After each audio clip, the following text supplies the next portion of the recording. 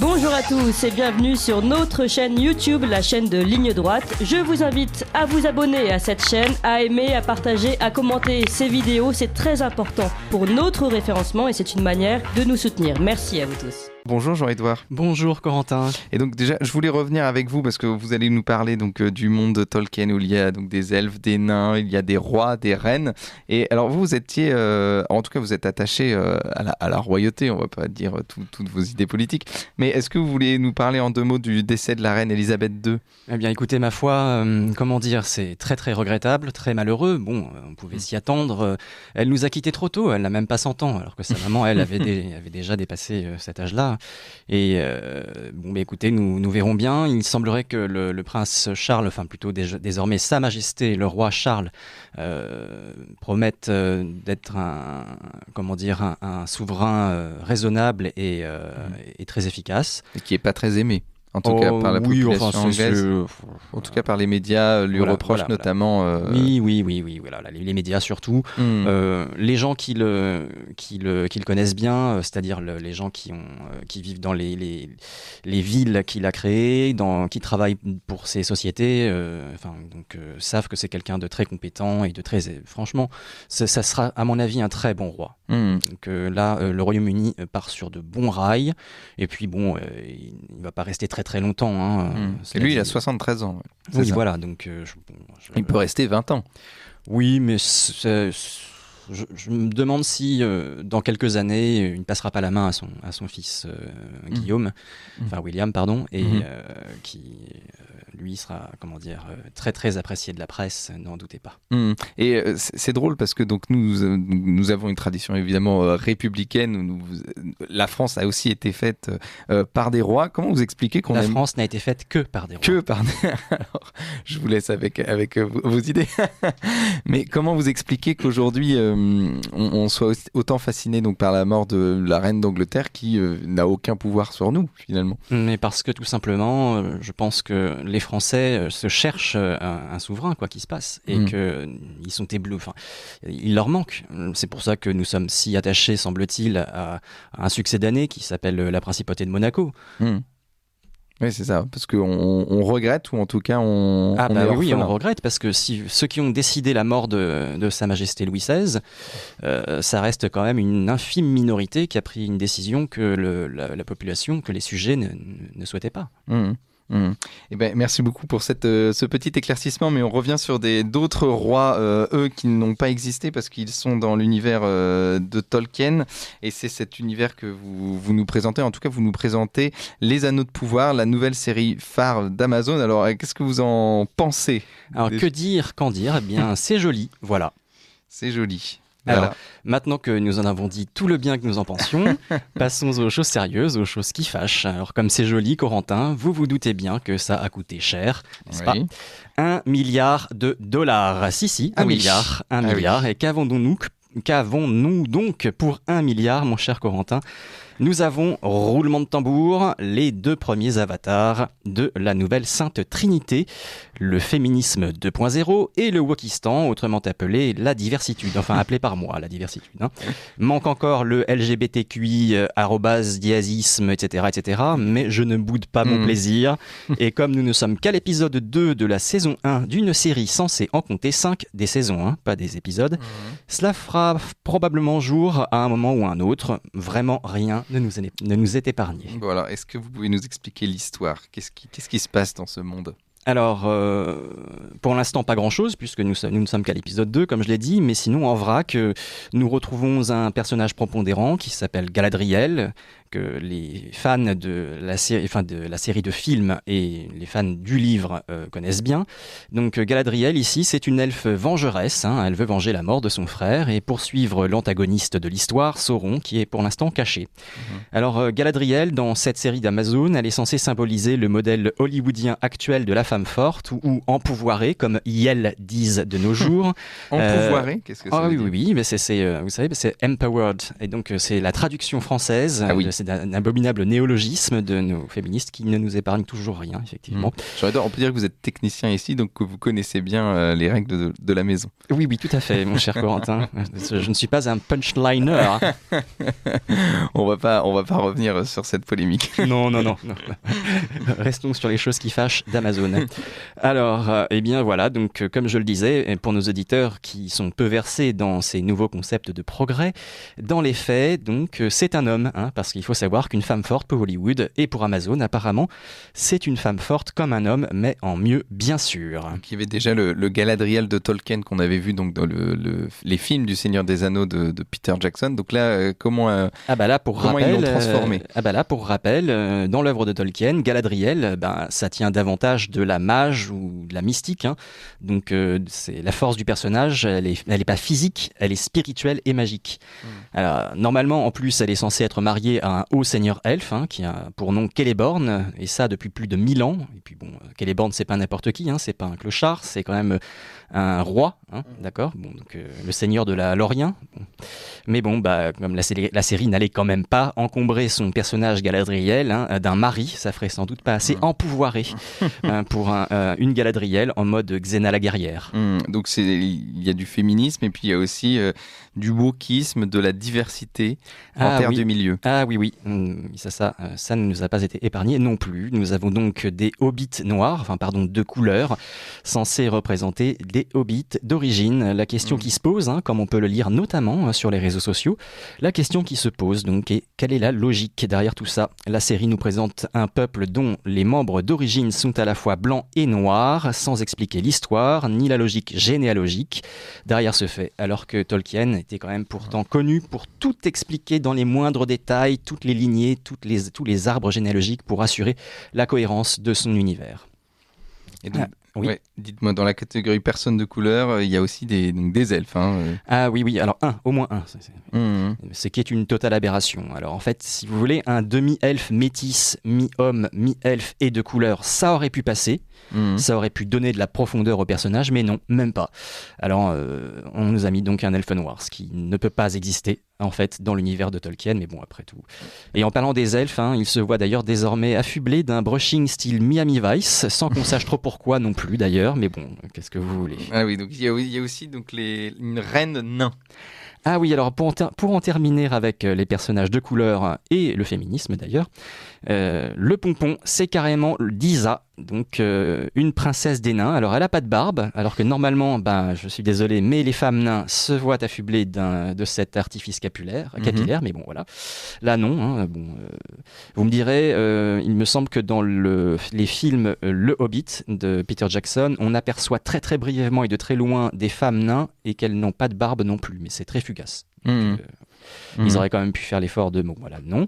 Et en plus, elle a la peau noire, parce que bien sûr, tout le monde le sait, c'est logique. On fabrique tous beaucoup de mélanine quand on vit dans les cavernes, sous les montagnes. Mais alors, comment ça se fait comment on en est arrivé là? C'est-à-dire que pourquoi mettre du wokisme dans une série originelle donc d'Angleterre? Qu'est-ce que ça apporte à la série? Qu'est-ce que ça apporte au studio Amazon? Forcément, ils savent que ça va mal être pris par les spectateurs.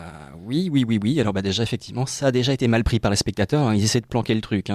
C'est-à-dire que quand on regarde les scores, Metacritic, Rotten Tomatoes, etc., il faut vraiment aller creuser pour voir en fait le vrai score. Donc, c'est catastrophique. On est dans les 30%. Enfin, je veux dire, c'est pour un truc qui a coûté $1 milliard, c'est désastreux.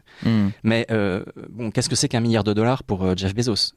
Oui, c'est ça, mais ce qu'il expliquait, c'est que avec cette série, c'est un produit d'appel aussi pour aller sur la plateforme, pour vendre plus de chaussures. Peut-être, mais est-ce que Bad Buzz vaut buzz? Est-ce que c'est vraiment un bad buzz, cette série? Oui, franchement, pour l'instant, en tout cas. Pour l'instant. C'est-à-dire qu'en fait, les gens qui étaient encore assez charmants dans les notes, dans les critiques du public, sur le premier épisode, du moins, laisser un peu de répit un sursis à la série. Puis alors avec l'épisode 2, Et après, est-ce qu'il faut pas laisser sa chance au produit, comme on dit? Oui, mais alors après, si vous voulez, il faut pas appeler ça le Seigneur des Anneaux, les Anneaux de pouvoir, quoi. Enfin, faut l'appeler simplement les Anneaux de pouvoir, et puis dire que c'est un hommage à Tolkien, et puis voilà. Enfin, parce que alors, en même temps, on ne pouvait pas s'attendre à autre chose parce que ils ont acheté les droits du Seigneur des Anneaux, mais pas ceux du Silmarillion. Or, l'histoire qu'ils sont censés raconter, c'est celle qui est décrite dans le Silmarillion. Alors, le Silmarillion, c'est pas le préquel du Seigneur des Anneaux, mais c'est toute la mythologie avant le Seigneur des Anneaux. C'est un livre d'histoire de la Terre du Milieu. Oui, tout à fait. C'est donc en fait finalement effectivement l'introduction au Seigneur des Anneaux. Et si vous voulez, ils ont racheté en revanche les droits du Seigneur des Anneaux. Il faut savoir que le Seigneur des Anneaux se divise en 3 tomes. Le dernier tome, Le Retour du Roi, est affublé de ce qu'on appelle les annexes. Et dans les annexes, Tolkien explique les arbres généalogiques, il explique tout un tas de choses. Et il y a 5 pages, 5 malheureuses petites pages qui résument très très très succinctement, dirons-nous, les événements qui se sont déroulés dans le Silmarillion, durant les âges précédents donc. Et c'est avec ces 5 malheureuses petites pages que Amazon va broder 5 saisons. Et donc, est-ce que Amazon peut faire un contenu original sans forcément tirer une histoire de Tolkien ? Parce que ça peut très bien marcher.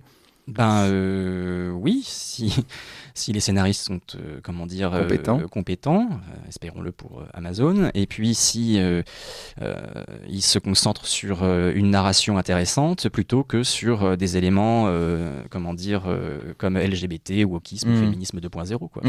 Non, mais parce que c'est vrai que ça peut paraître bizarre, mais si on met ça de côté, est-ce que l'esprit de Tolkien est toujours là ? Parce qu'on parle évidemment, il y a aussi une... Non. Alors pourquoi il n'est plus là ? Il n'est plus là parce que l'intérêt de l'esprit de Tolkien, c'est la cohérence de son univers. Et là, en fait, en mettant tout par terre, il n'y a plus de cohérence. Et s'il n'y a plus de cohérence, on n'a plus l'esprit. Et parce que Tolkien était aussi très, très catholique, très fervent. On dit que Le Seigneur des Anneaux est quasiment un livre théologique. Il s'en est défendu. Il était contre cette interprétation ? Oui. Enfin, disons que il était très ambigu, très ambigu sur la question. Mais il s'est relativement défendu de cela. Enfin, il était imprégné en tout cas de christianisme. Et là, dans la série, est-ce qu'on retrouve ça, ce côté christique, mystique pour l'instant, on ne saurait dire. On est à 2 épisodes. Voilà. Pour l'instant, il n'y a pas d'histoire. Si. Il y a Galadriel qui traverse l'océan à la nage. Alors moi je veux quand même parler parce qu'il y a des points positifs, vous en avez parlé, c'est beau. Alors qu'est-ce qui est beau dans cette série ? Essayez de trouver des points positifs quand même, Jean-Edouard. Mais j'en ai trouvé, j'ai dit que c'était joli. Donc c'est joli, en quoi c'est joli donc cette série ? Les décors. Les décors, les costumes. Les plans, les costumes. Donc on en a pour son argent entre guillemets, c'est assez... Oui, voilà. Oui, c'est assez exceptionnel. Enfin, visuellement, c'est incroyable. Oui, visuellement, c'est très beau. C'est absolument magnifique. C'est splendide. Mais bon, c'est un petit peu... ça devient un peu redondant. C'est-à-dire que, si vous voulez, dernièrement, généralement, quand on regarde quelque chose, on se dit « Ah, c'est splendide, c'est magnifique. » Et puis, c'est tout. Oui, voilà. Donc il n'y a plus rien. On s'en prend plein la vue tous les 3 plans, mais derrière, il n'y a pas d'histoire. Les acteurs sont bons. Alors moi, je me suis bien plaint des personnages, mais si je me plains des personnages, sachez bien que je ne me plains pas des acteurs. Les acteurs, eux, ne sont absolument pas responsables de leur rôle, enfin du personnage qu'ils sont censés incarner, et je ne jetterai certainement pas la pierre à la comédienne qui joue le rôle de la princesse nain d'Isa, ni au comédien qui joue le rôle de l'elfe de couleur, ou même à la comédienne qui joue le rôle de Galadriel. Ils sont, pour le personnage tel qu'il est conçu par Amazon, ils ne sont pas des erreurs de casting. C'est ça. Enfin, ça reste quand même fidèle là-dessus, à Tolkien. Et la bande-son aussi est assez incroyable. Oui. Il y a aussi une continuité avec Le Seigneur des Anneaux, ou alors c'est complètement différent? Alors non, il y a on peut dire qu'il y a une continuité dans le sens où c'est le même compositeur qui qui est aux manettes, comment dire, qui est donc, mais uniquement pour le générique, hein, parce que pour les musiques qui à l'intérieur des épisodes, c'est un autre compositeur dont j'oublie le nom, je suis navré. Il est un peu tôt ce matin. Oui, alors là c'est Howard Shore, et puis je crois que je sais plus qui c'est non plus, voilà. mais on retrouvera. En tout cas, c'est une série qui est aussi en concurrence avec donc House of Dragons, qui elle vient de la Maison des Dragons, qui vient donc de Game of Thrones, le trône de fer, tout voilà. Bien traduire. Il y a des grosses compétitions comme ça, des grosses séries avec des gros budgets. C'est un peu l'escalade. Alors, il y a une compétition et on va pas se mentir, c'est la série qui gagne la compétition pour le moment, en tout cas vis-à-vis des critiques du public, c'est La Maison des Dragons. Alors, c'est ultra féministe aussi, la place des femmes est prépondérante dans cette série, mais comme ça a été voulu ainsi par le créateur le créateur d'origine, par... comment s'appelle-t-il encore, Martin. Oui, c'est ça, voilà. Et qui avait donc écrit aussi la série des livres du Trône de Fer. Ça reste cohérent, là, du coup. Et comme c'est un vrai écrivain qui est derrière tout ça, là, la narration, elle tient la route. Il n'y a pas des fans qui se sentent trahis par la série. Oui. Et non. Et pourtant, elle a beaucoup moins de succès. Enfin, elle a un énorme succès, mais Le Seigneur des Anneaux, la série Le Seigneur des Anneaux, les Anneaux de Pouvoir, a eu beaucoup plus de succès que La Maison des Dragons. Donc, comment vous expliquez ça ? C'est parce qu'il y a une grande, j'allais dire, base de fans du Seigneur des Anneaux qui, n'importe quoi du Seigneur des Anneaux, ils suivront en fait. Ah bah non. Non. Ça commence à décliner. Oui, c'est ça. En fait, si vous voulez, 1 milliard... Quand vous entendez $1 milliard, vous dites, bon, j'ai regardé la bande-annonce, comment dire, les petites vignettes qu'on nous présente pour nous aguicher, pour nous attirer. Bon, alors, c'est bizarre, ça correspond pas trop à ce que j'attendais, etc. Bon, on va voir quand même $1 milliard. Bon, on regarde, oui, on a vu. Oui, voilà, c'est un gros coup de com'. Vous pensez que ça a explosé, puis après, ça va mourir tranquillement en 5 saisons ? Écoutez, j'espère pour eux que ça va, on va donc laisser encore une chance au produit. Donc on va regarder l'épisode 3, voilà. Parce que ça sera en 10 épisodes, c'est ça ? Oui, environ, oui. Ouais. 10 épisodes par saison, c'est le format habituel maintenant. Enfin, entre 8 et 10 épisodes, là, je sais même pas s'ils vont aller jusqu'au bout. Enfin, on verra bien. Alors, vous êtes quand même fan de science-fiction et alors, on dit heroic fantasy en anglais, je sais pas comment on dit en... Fantasy tout court. Fantasy. Fantastique. Fantastique. Enfin, de fantastique, c'est dans des mondes donc issus du Moyen-Âge avec... il y a souvent des elfes, des nains, tout ça. Notamment Game of Thrones, c'est aussi un univers fantastique. Alors, des trônes, mais les dragons, oui. Oui, c'est ça, il y a des dragons. Et vous êtes content que ça soit de nouveau, entre guillemets, à la mode, parce qu'avant, c'était réservé un petit peu à des gens qui connaissaient, on va dire, pour pas dire des geeks, maintenant on peut dire des geeks, c'est à l'Académie française. D'accord. Et maintenant, c'est assez démocratisé, popularisé. Vous êtes content de ça, ou alors ça détériore le produit de base ? Eh bien, en fait, on saurait être malheureux de la démocratisation d'un genre ou d'un groupe de genres qui sont quand même très intéressants.